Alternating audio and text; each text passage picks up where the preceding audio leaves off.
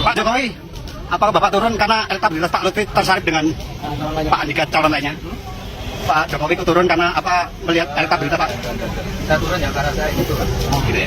Pilkada serentak nasional di 2024 ini kalau kita hitung di atas kertas secara seksama, memang ini adalah kemenangan bagi Prabowo Subianto dan Gerindra. Itu harus diakui. Ini sepertinya siklus dari kekuatan politik yang berubah dalam setiap 5 tahun. Dalam Pilpres kita akui Prabowo sebagai partai ataupun sebagai presiden yang terpilih. Di Pilkada kalau kita hitung rata-rata, terutama di provinsi-provinsi besar, itu adalah kemenangan Prabowo dan Gerindra, bukan yang lain. Di Jawa Tengah tak ada yang bisa mengklaim itu kemenangan siapa selain kemenangan Gerindra dan Prabowo. Apapun, Lutfi itu adalah kader Gerindra. Nggak bisa ada yang bisa mengklaim Lutfi itu orangnya siapa hari ini. Itu penting. Di Jawa Barat itu Deddy Mulyadi.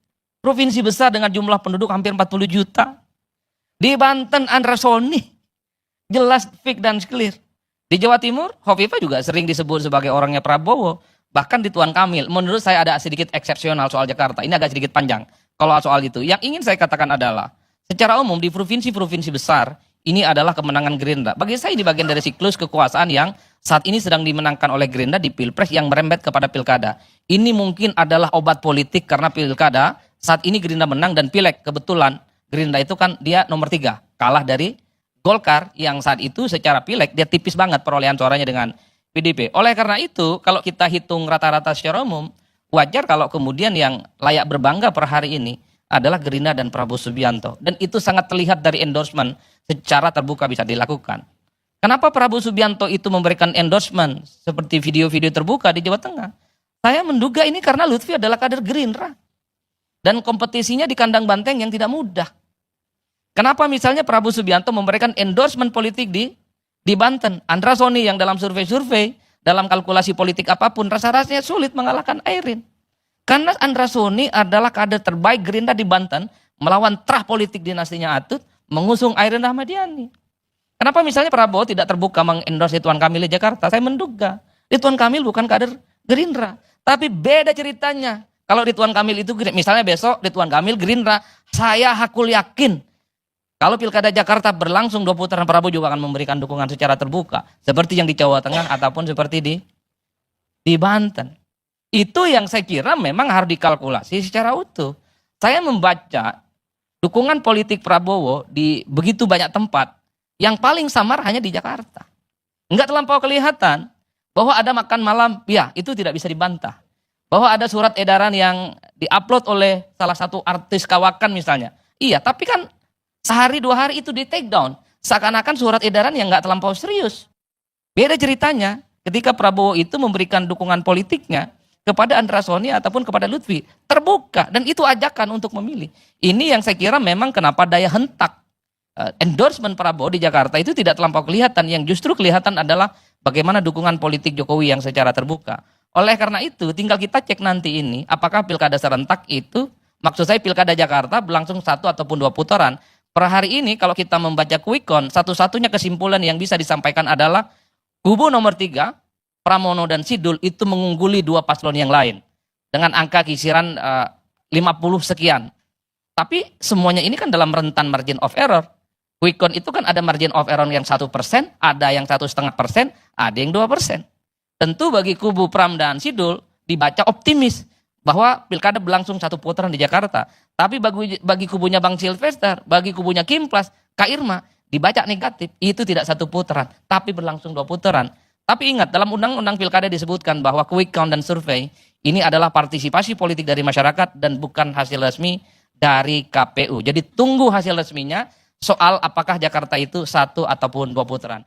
Nah, kita lanjut teman-teman. Di belahan negeri manapun, jangan mungkin Anda tak akan menemui dan mendengar seseorang yang cuman jualan pisang goreng dan tukang martabak punya uang ratusan miliar hingga endingnya bisa jadi orang nomor 2 di negaranya.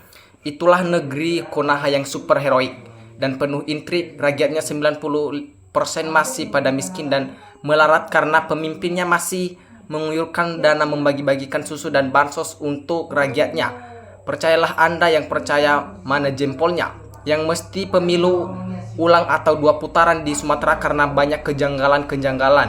Nah, presiden digeleng sepanjang masa bisa diingat seumur hidup. Nah, Mulyono maunya mengobok-obok PDIP dan menggugurkan dinastinya. Menyala terus Abangku Adi Praitno. Nah, mana ada kata menyesal bagi orang sindrom jabatan dan stres moral melekat pada diri manusia. Pendidikan mengajarkan kebenaran, di luar itu manusia berubah status. Nah, semoga Gerindra maju, semoga Mulyono tenggelam di DKI, pemilih cerdas yang menang 03 dukungan Anies, Ahok, Mulyono nggak laku pudar. Nah, 2 putaran habiskan anggaran saja sudah yakin rakyat Jakarta 1 putaran. 27 November ajang terakhir Jokowi cewek-ceweknya. Nah, barang bekas paling menjijikan. Menyesal Lutfi gak mau tukar guling dengan jabatan menteri, enakan di daerah jadi raja-raja kecil daripada Jakarta tadi hulu balang Prabowo yang gak boleh korupsi. Nah, teman-teman, rusak negara dengan adanya akun Fufu Fafa ini. Yang pasti masyarakat DKI sudah cerdas menentukan pilihan sesuai hati nuraninya.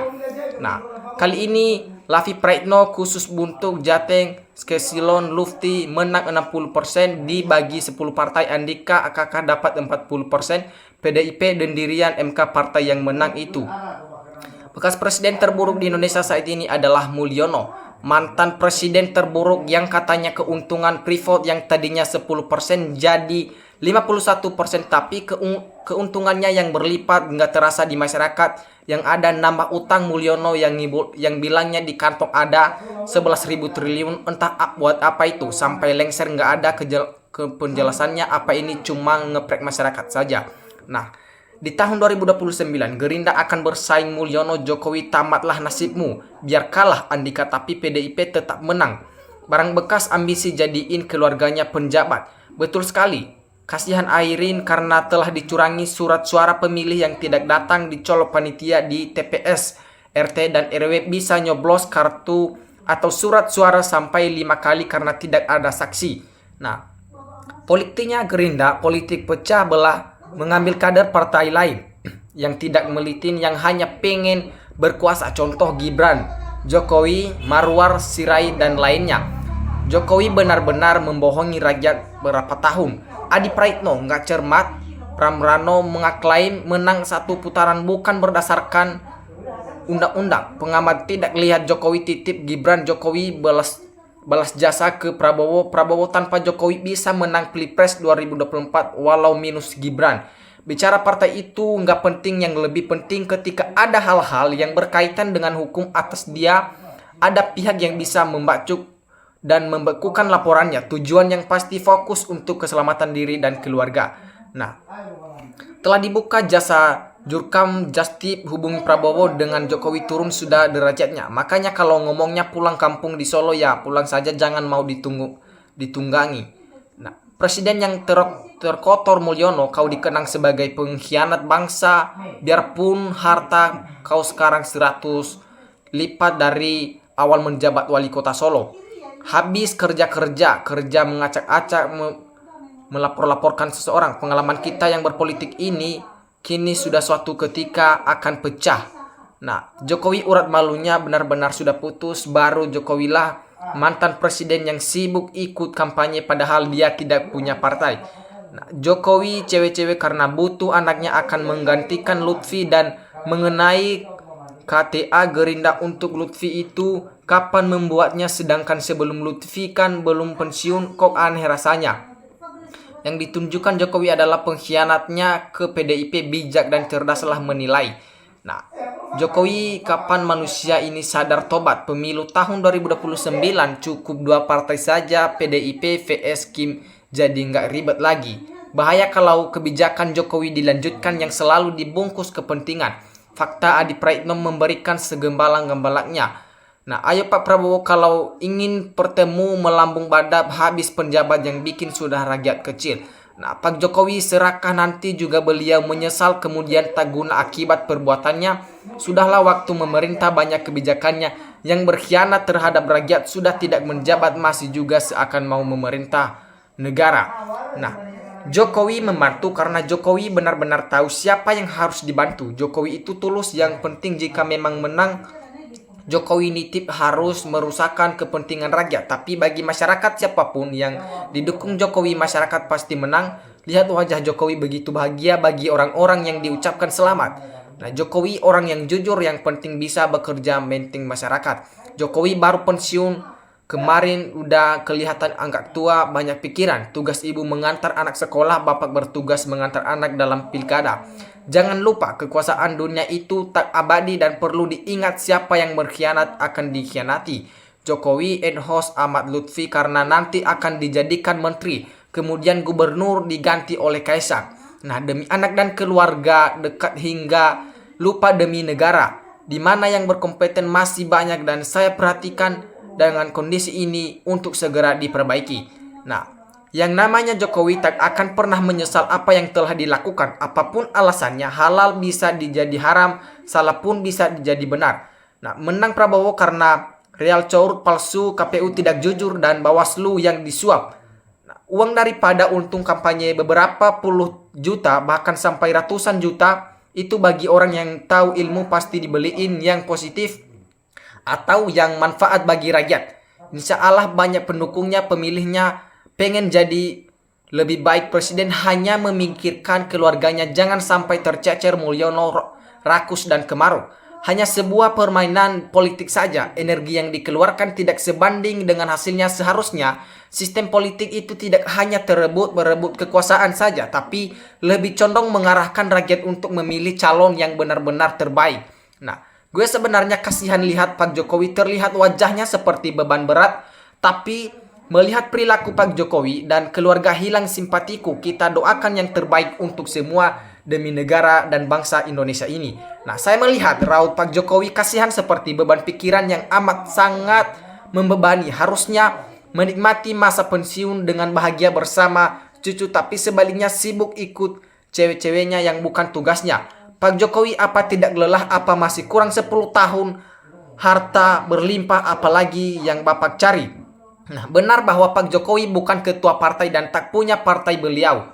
Endorse-nya kadernya Gerindra partai adalah bukti dukungan untuk calon yang terbaik untuk jadi pemimpin daerah. Pak Jokowi tidak merasa malu karena beliau ikhlas untuk bantu siapapun figur yang layak untuk dibantu. Orang baik bantu-bantu tanpa pemerintah. Yang pasti RK kena peran Mbah Wawo untuk maju di Jakarta karena basis masak RK ada di Jawa Barat. Selamat ya Pak RK, jangan salah pasangan. Mendengar omongan Adi Praitno, orang yang paling cerdas. Maida bau dari Gerindra, dari manapun didukung Prabowo, Jokowi, siapapun kalau di Jakarta tetap bergantung Pak Anies karena rakyatnya cerdas, tidak gampang dibohongi dengan bansos dan pencitraannya. Ya, oke teman-teman, sekian pembahasan kita pada hari ini. Terima kasih teman-teman. NKRI harga mati.